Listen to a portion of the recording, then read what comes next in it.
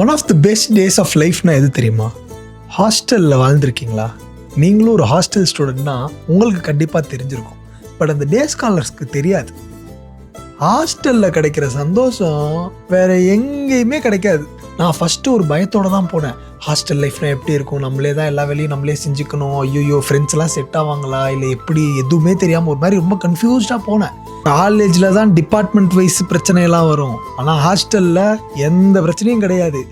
எல்லா டிபார்ட்மெண்ட்டும் ஒரே டிபார்ட்மெண்ட் தான், ஒரே ஃபன்னு தான். ஈவினிங் ஒரு 4 மணி ஆச்சுன்னு வச்சுக்கோங்களேன், கரெக்டாக விளையாட போயிடுவோம்.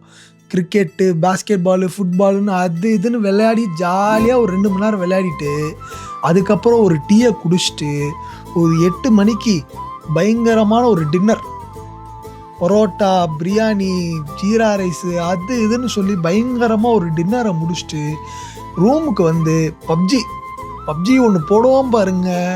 வேறு லெவல் ஹாப்பினஸ் தெரியுமா அதெல்லாம்.